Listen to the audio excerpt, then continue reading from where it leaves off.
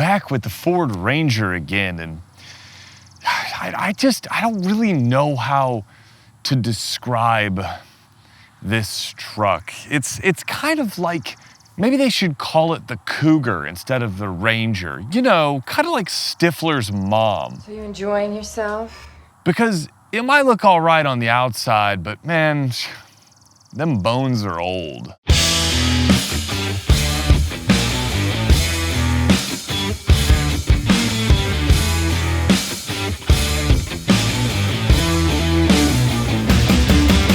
What's going on, everyone? Jax here, and I am back with the Ford Ranger. So I'm gonna do this in a little bit more of a hot take fashion because we don't need to go through all of the same stuff again. So this is a hot take on the 2020 Ford Ranger Lariat FX4 off-road whatever.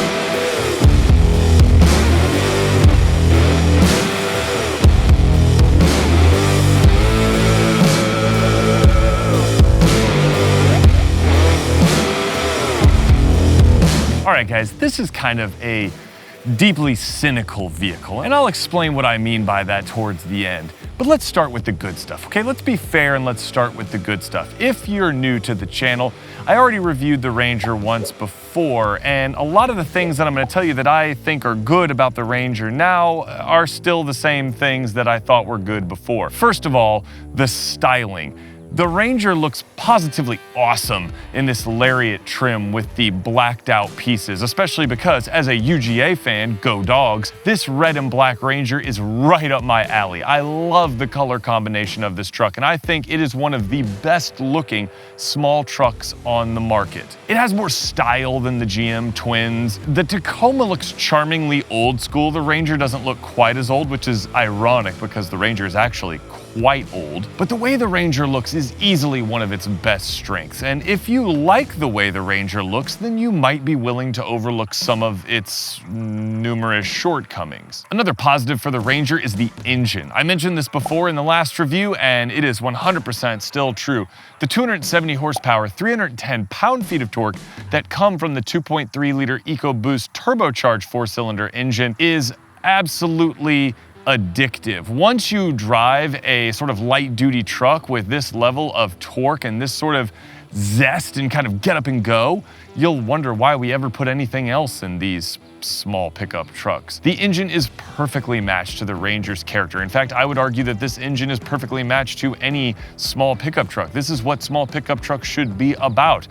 Functionality and the power to kind of carry some stuff. The Ranger can tow over 7,000 pounds, which is pretty good for a truck of this size. So that EcoBoost engine is a huge overachiever, and it is easily one of the biggest strengths of the Ranger aside from its looks. In fact, from a practical standpoint, it's probably the biggest strength of the Ranger. Another strength is on the inside of the Ranger, and that's sort of Ford's usual suite of technology. And because this is a loaded Ranger, it's got pretty much all of the bells and whistles. So you get Sync 3, you have Ford's Copilot 360. These are good systems. I actually really like Ford's Copilot 360 system. While the Ranger's dash is kind of old school in its layout, it sort of reminds me of the last generation Ford Explorer, the technology is still all there. And the Ranger had a few emergency braking notifications. In fact, when I was pulling out of my driveway to come here, a psychotic madman went driving down my street for some reason, even though I live in a neighborhood. He thought it was a, 50-mile-per-hour zone, and the Ranger went off in its rear cross-traffic alert, and I wasn't even that close to the end of the driveway, so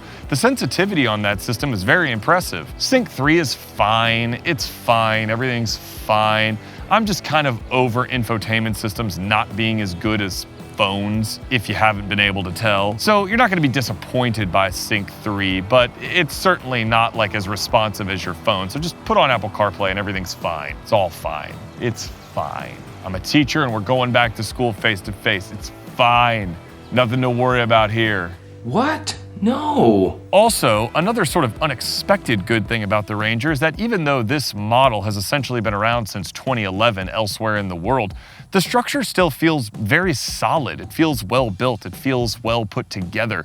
So the Ranger's body structure feels appropriately strong and truckish. It feels like you can trust it. It's not full of creaks and rattles and squeaks and groans and other signs of lackluster quality that you might find in a more poorly put together vehicle that rhymes with Fison Frontier. But not everything is good about this $46,000 light pickup truck. Yes, that's right, $46,000.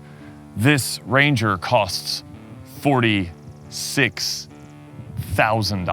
Let me start with something that I don't really remember from last time I had the Ranger, and that's the 10-speed automatic transmission. I was sort of surprised to find it awfully hunty this time around, especially at lower speeds and part throttle applications. The 10-speed automatic seemed unsure of what to do, and there was a couple times when I put my foot down to sort of summon a little bit more power from the plenty potent engine, and the 10-speed was like, nah, I'm not gonna downshift. And I'm sitting here going, what's the point of having 10 speeds if you're not gonna downshift? It definitely seemed a little herky-jerky, which is not necessarily something I remembered from last time I had the Ranger, but I definitely noticed it this time. It just felt sort of unrefined, like it didn't know how to respond to sort of day-to-day driving. And then there's sort of the biggest complaint about the Ford Ranger, and that's its frankly pretty terrible ride quality. The Ranger sort of seems to think that smoothing out all the bumps in the road means you never stop moving. It's like being on a small boat. You're gonna need a bigger boat. Or something. The Ranger bucks and wallows and heaves and bounces and it never settles down. On the handling road, after that big dip that I go over in pretty much every single car that I test, the Ranger almost never settled down from that point until the stop sign.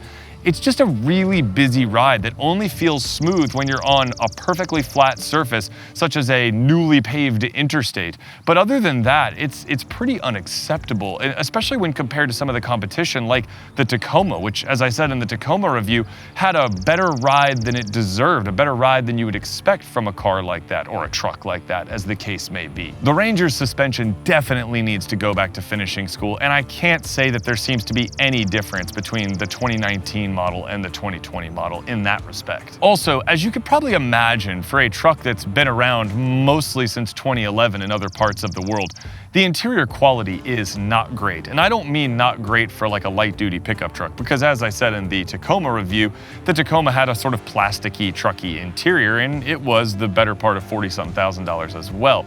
But the Ranger's plastics are a little bit lower class. They feel hard and scratchy. The graining isn't particularly pleasant. There isn't really soft touch material in the cabin, except for a sort of hastily added dash pad that sort of sits on top of the dash with some faux stitching to make it seem like it's a Lariat, we tried.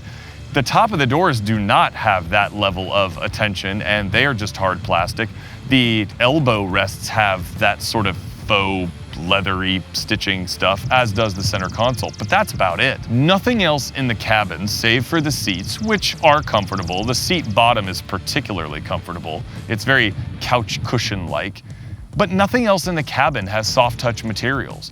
And the leather of the seats doesn't feel particularly Lariat. I know it's a truck and it should be like more like workman-like, industrial, whatever you want to call it, but it's still $46,000. I could buy a darn nice F-150 for $46,000. In fact, I probably would rather buy a darn nice F-150 for $46,000. Why would I buy this thing for $46,000? Why would I get a 2/3 scale F-150 for the same price? It doesn't make sense. So should you buy a Ford Ranger Lariat Edition with the FX4 off-road package? Well, I would say no, personally. Despite this car's good looks and the significant enhancements brought by the FX4 package, which is comprehensive four-wheel drive, high, low, selectable terrain control, and all that stuff that Ford puts in it, I would say that still doesn't make this really a truck worthy of consideration, especially, as I mentioned before, when you could get an F-150, a really nice one, for the same price. If you're shopping for small trucks because you want a small truck, the GM twins, the Colorado and the Canyon, are just more refined all around. They really are. They've got almost equal or better power from their V6 engines. Their transmissions are more refined. The interiors are as good or better, probably better if I'm being honest. And they've got all of GM's infotainment system, which is as good as Sync 3. So if you want a total package, I would probably recommend a Colorado or a Canyon. If you're looking for legendary reliability and impeccable off-road capability, then you probably want a Toyota Tacoma. Yeah, it looks really old school, but a Tacoma is a Tacoma. And if you want all of the negatives of this Ranger, plus something that's as ugly as the bottom side of a dog's tongue, you could always get a Nissan Frontier. But if you're that kind of person, you're probably not watching this channel. And if you are watching this channel and you are that kind of person, what are you thinking? Why did you do this? You know better, right? Now, what if you are a die-hard Ford fan and you desperately want a small, light-duty pickup? Then be patient. Rumor has it that the next Ranger based on the Ford Bronco platform is coming soon. So if it was my money and if I were you, unless I needed to haul like a very medium amount of things because the bed on this is not super big, it's a quad cab, I would just wait. Save your money and wait for the Ranger's replacement. Because let's be honest about something, Ford is on a bit of a roll right now. They've had some pretty high-profile debuts. The Mach-E is kind of cool. The Bronco looks phenomenal. I can't wait to get behind the wheel of a Bronco. I just am scared because I know I'm probably gonna spend money after that because I think that Bronco four-door looks absolutely the business. Even in that sort of light bluish silver color, oh my God, that thing looks amazing. This, not so much. Guys, if you like this video, please consider giving it a like, giving it a subscribe. I love bringing this content to you. I apologize that I can't be more positive about the Ranger, but I try to be as honest as possible and as objective as possible. And despite being sort of a GM fan, I have raved about the Ford Expedition, and I was very impressed with the Ford Mustang that I had recently. But this Ranger, having had it twice now, it just doesn't do it for me, guys, and I just want to be honest with you. So I hope you found this video valuable. Let me know in the comments if you did. If you are into light-duty pickup trucks, what do you think about the market? And if you are a Ranger fan for some reason, let me know where I went wrong. Please tell me where I went wrong, but try to do it objectively. I challenge you. I'll catch you in the next video, whether it's a hot take or review or just some car news, who knows what it'll be. I'm just trying to make whatever I feel like making because I like cars and motorcycles and I like sharing it with you. All right, I'll catch you in the next one. Peace.